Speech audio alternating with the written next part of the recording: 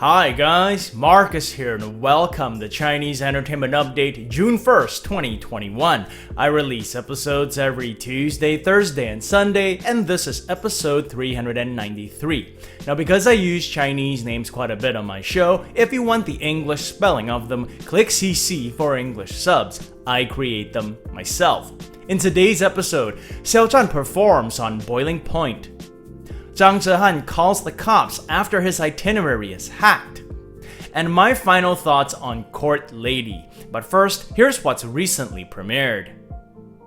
The Eternal Love Season 3 is a costume romance drama starring Xing Zhaoling and Liang Jie, and it premiered earlier today.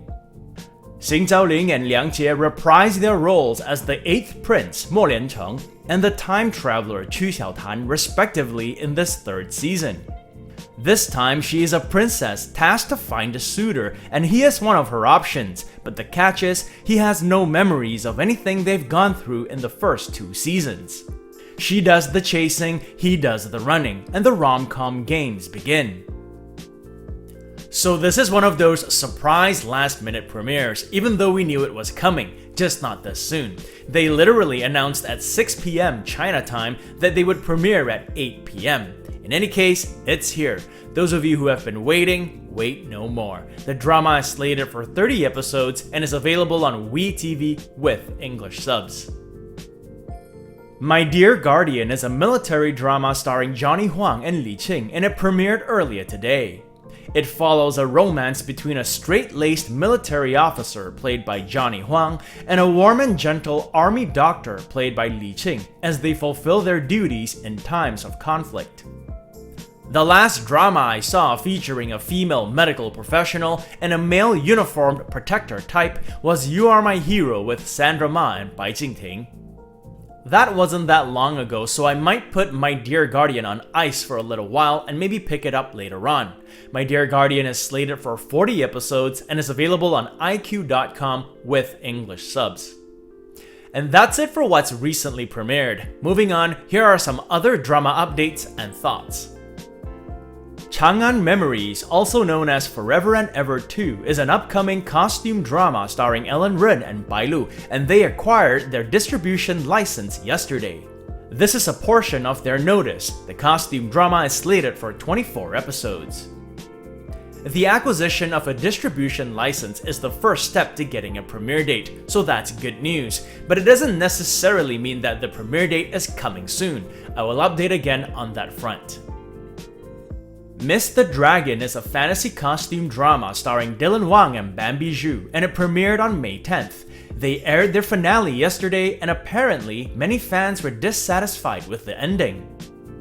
One of the popular bloggers I follow on Weibo, who has about 2 million followers, lashed out and said that it was the most dissatisfying ending of the year, and I've read some other comments with similar sentiments.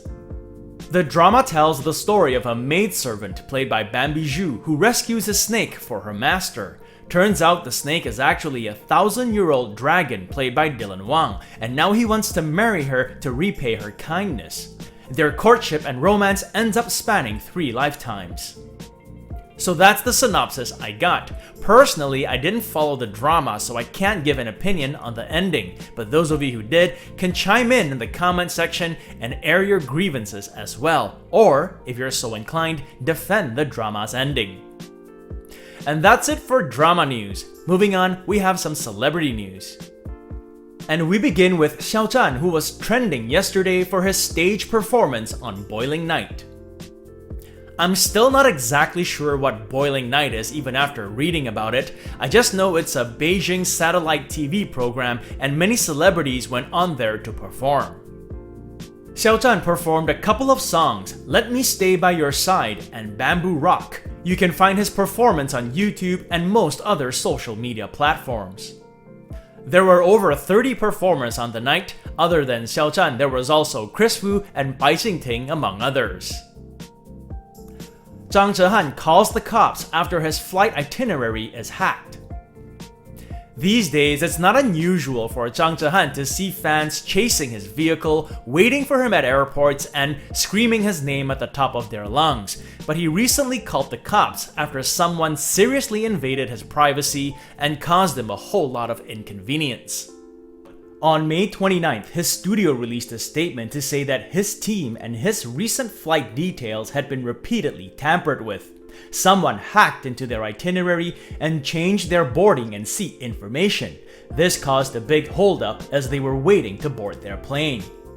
The studio listed out other extreme fan behavior like trying to get the actor's home address, crowding airports and nearly causing a stampede, and dangerous car chasing on the road.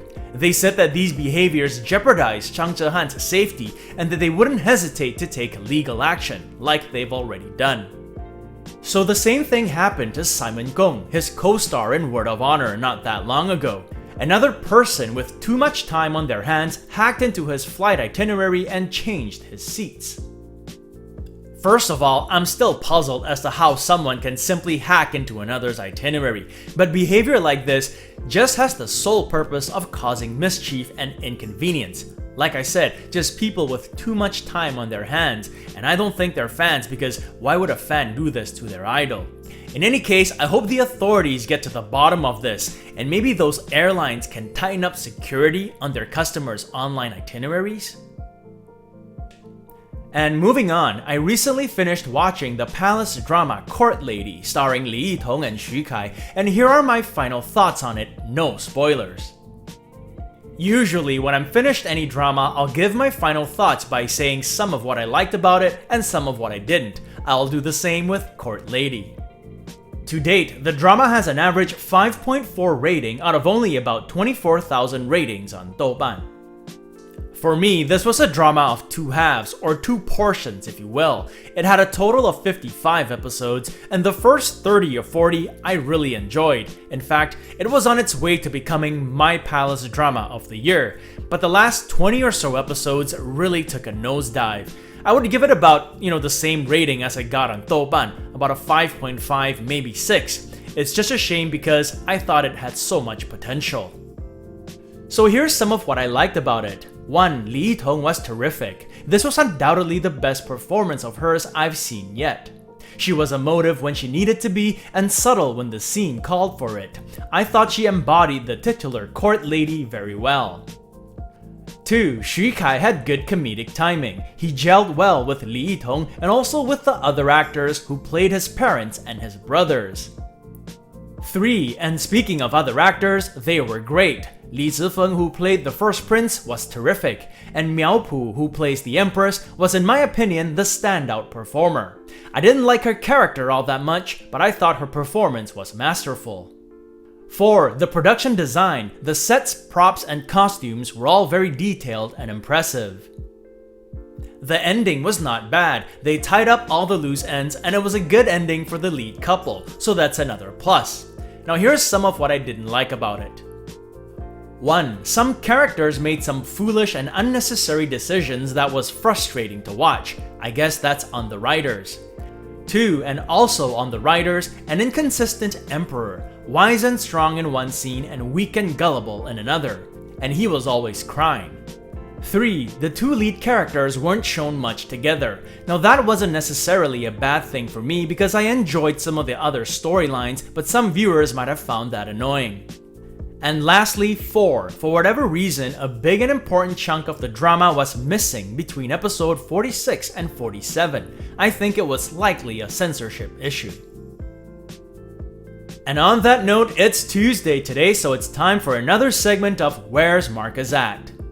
So the title of the segment doesn't refer to where I'm at physically, it refers to where I'm at in the dramas I'm following. I'm currently following 2 dramas. I'm on episode 17 of The Imperial Coroner starring Su Xiaotong and Wang Ziqi. Despite starring relative unknowns, the drama has charmed many and has been placing high on viewing charts. It has a good mix of mystery, investigative stuff, and romance. I'm following the drama on WeTV where it's available in 1080 with English subs. It's also on YouTube but only in 720. And finally, I'm on episode 4 of Please Feel at Ease, Mr. Ling, starring Zhao Lusi and Liu Te. This was the top web drama of the week last week. Now that I'm done Court Lady, I'll be chasing this one a bit more. And that's been another segment of Where's Marcus At? Now it's time for me to answer a question from one of you, a fan who supports my channel by contributing on my Patreon. Today's question comes from Renee Kraft, who asks, Hi Marcus, have you heard anything from Ying Zheng lately? I thought his performance in Winter Begonia was stellar and I can't wait to see more shows with him. Thanks. Indeed, Ying Zheng was stellar in Winter Begonia. The last thing I heard about him was not on the drama front. It had to do with one of his personal videos which went viral. Back in April, he went on a weight loss mission and documented the healthy food he was eating on social media. On one of those clips, he was finally able to eat rice again, and his expressions made the video go viral. And I know exactly how he feels. You should see the grin I have on my face on my cheat days. Anyway, in terms of drama news, he was last in Unbending Will, but it wasn't a starring role. He also has a couple of dramas and a movie coming up. I will update on those when there's more to them. Thank you for your question, Renee, and for your support. And that's it for this episode. If you want to check out the t-shirt or the long ballad mug, or any other Chinese drama merchandise, there's a link to it in the description below. This show would not be possible without your support, so I thank you all for watching. If you enjoyed it, do subscribe, and don't forget to hit that notification button for more updates. If you'd like to contribute, check out my Patreon page, where for $1 or more a month, you'll have access to perks like recaps, requests, and have your questions answered. So stay safe, and as always, I wish you clear blue skies, good health, and happiness. Until next time, cheers!